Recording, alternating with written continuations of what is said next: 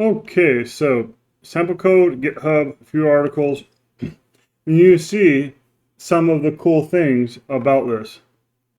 So, dynamic topic modeling. How do military service members and veterans talk about their lives online? BERTopic, a patient note history data. I know somebody talked a little bit about patient data. I saw this, I put it in there. There's just a million different things that BERTopic can kind of do to summarize, to get you a list of topics. Okay, so first, let's just look at the GitHub.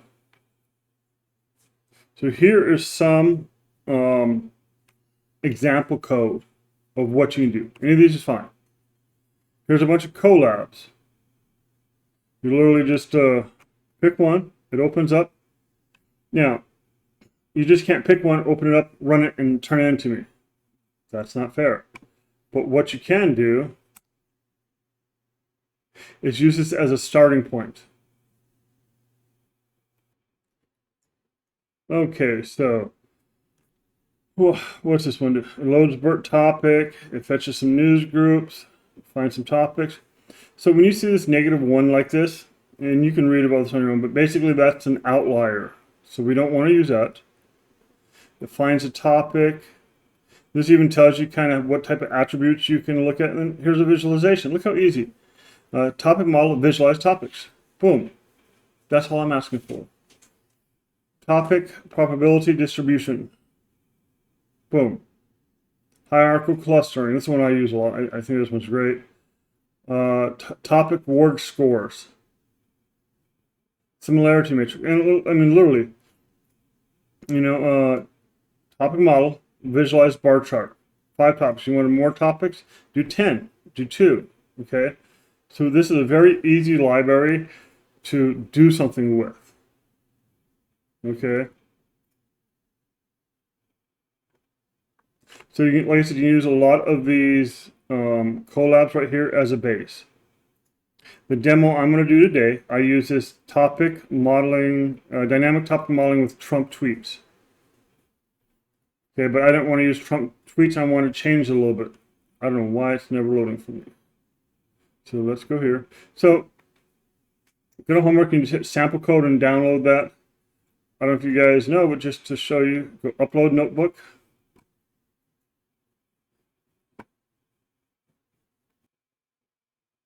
And then I'm just going to drop the notebook on here. It's going to ask me to redirect.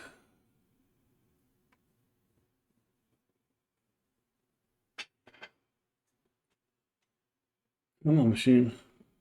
There we go.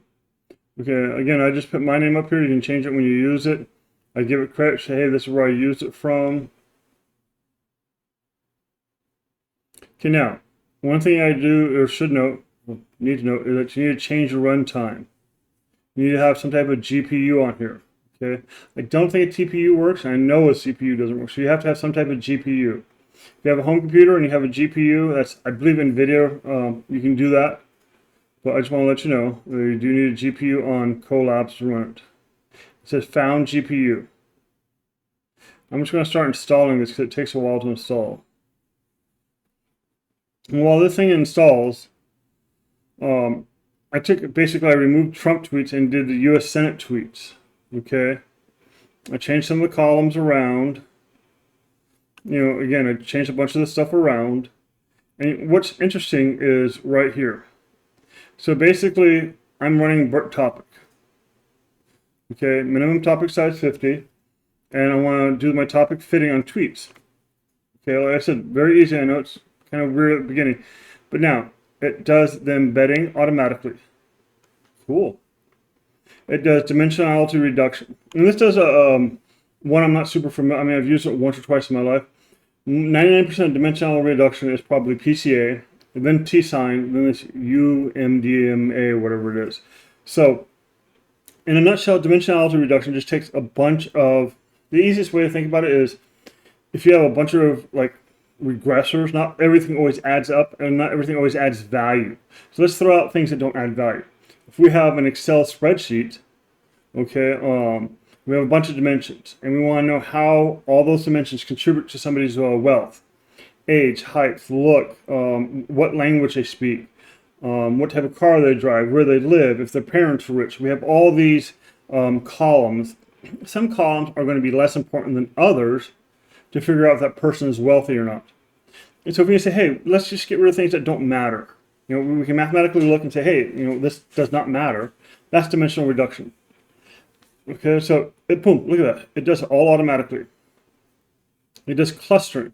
If you remember k-means clustering, other types of clustering, basically it's an unsupervised method where we kind of figure out what centroid or what method is closest to us. Okay. When we do clustering, we need to know what topics are clustered together. It does it all automatically. And, it represents, it kind of extracts the topics and figures it out. So yeah, it does it all automatically. And then, make a graph. And so this is the topics that I'm not 100% familiar with the data set. I think it's just things that senators tweet. Look, Afghanistan, Taliban, withdrawal, super important right here. Gun violence, this is infrastructure, roads. So in 2021, it was COVID. See how COVID kind of, my mouse just started, oh, there we go. COVID kind of dropped off and has to come back up, which kind of makes sense. People aren't talking about it a lot. Infrastructure and bipartisanship kind of dropped off. So you can kind of get an idea of what senators are talking about over time, per topic, okay?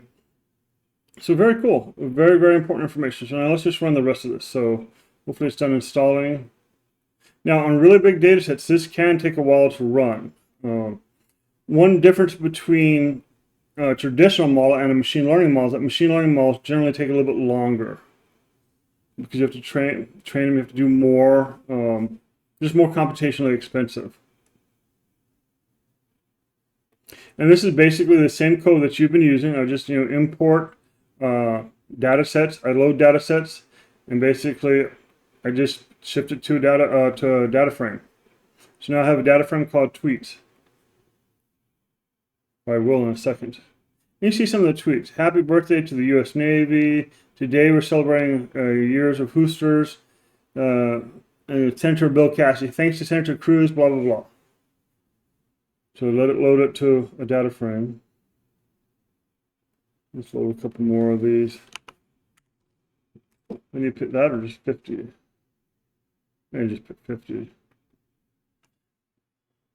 All of New Mexico's new graduates have overcome blah, blah, blah. So you can see here, I am staying up late tonight to join MSNBC. The National Kidney. So these tweets are all over the place from different senators. Senator Romney, some view China as a juggernaut, blah, blah, blah. So, we need to get topics out there. Now, a lot of times you don't need to do this filtering. The only reason I left it in there is because it was in the source, that Trump notebook that I borrowed. That's the only reason I left it in there. I had it kind of changed around a little bit. But basically, it just removes some, like, retweets and some other stuff. It also shifts the date of the tweet to just kind of a timestamp. And just basically makes a big list of text. There we go, like this.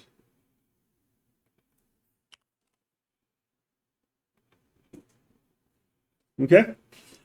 Then let's just have BERTopic do some magic. This is where the magic happens.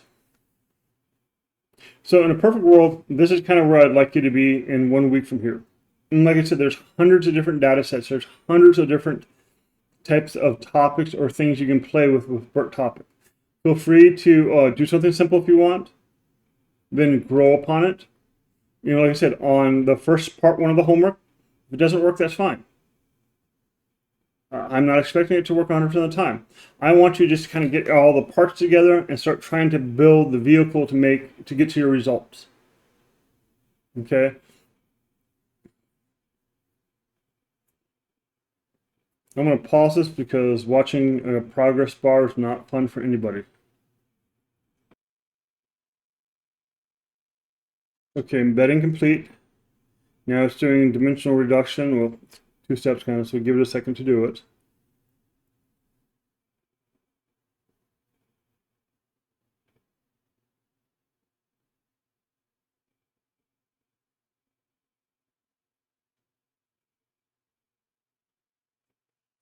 Okay, you can see with that T4, the T4 GPU is kind of, I don't say a bottom of the barrel GPU, but it's a bottom of the barrel GPU.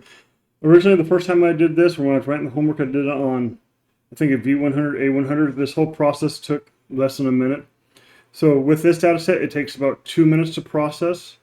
But you see, it did, the dimensionality took, I don't know, 2 minutes. Clustering took 10 seconds. And topic representation took another 4 or 5 seconds. So let's see what I found. Now there are some tutorials if you want to clean up these outliers, but I'm not worried about that right now. Yeah, if this is all you submitted in a week from now, perfect grade. You don't even need to do this. As long as you can get BERTopic loaded, get some type of data set you want to play with, we can go from there. Okay. So, and then in 2 weeks, what I'm looking for is some type of visualization. This one works. I'll have another one down here. This one works. Down here.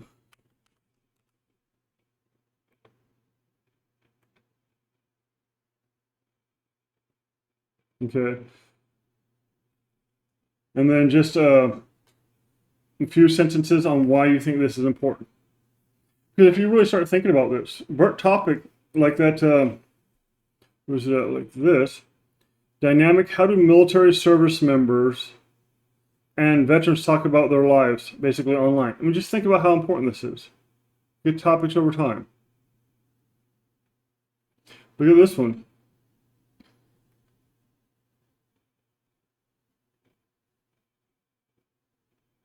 So this one looks at patient notes, kind of processing patient notes, to try to come up with topics or themes through this. Yeah, it takes about 16 minutes to fully train the BERTopic on our data set. And then this is a nice one. I always like that one. Come on. So they show the output.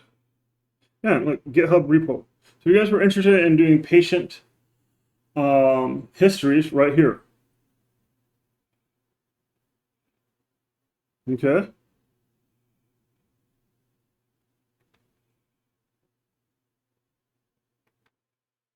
And then, once it's done, just download it. Probably put the comments in there, or put the comments in something else. Let me just go over the homework real quick. That way you guys are super clear about it. Modules.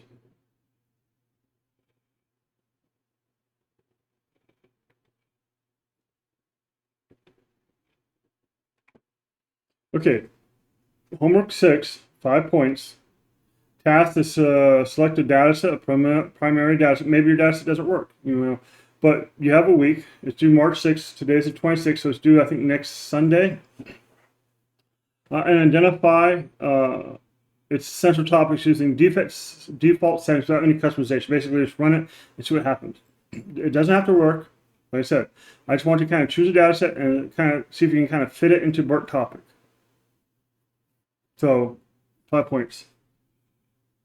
Then, once you're done with that, we can build upon that. And this is due right before spring break. So, the Sunday after that, so 2 Sundays from now. Basically, you can take any feedback or anything from part 1. And now you have to basically actually make BERTopic work. And you have to have at least one visualization. And just your thoughts about, how BERTopic and the analysis can be applied in a real world context. Why is it important? Okay. So if you have questions, let me know. There's tons, and if you guys are interested in something specific, let me know. I can Google it or help you find either a data set or some code to make it work. But just think, if you ran a business and you could take all of your customer complaints and figure out, is there a common topic, not just a common word, but a common topic between all of them. If you could take all of the company, all of, BlackRock Financial's companies it owns, look at all their tweets. Is there a certain topic they tweet per month? Very easy to do. There's just countless ways that we can use topic modeling to enhance business. And so that's why I'm being very liberal on kind of what you do, how you do it, and kind of the code. Like I said, and if you look, BERTopic while there's not a ton of code out there, there's a good amount of code. You know, I think we looked at this one already. What else did I include? I think this is just an overview. This one doesn't have a GitHub. I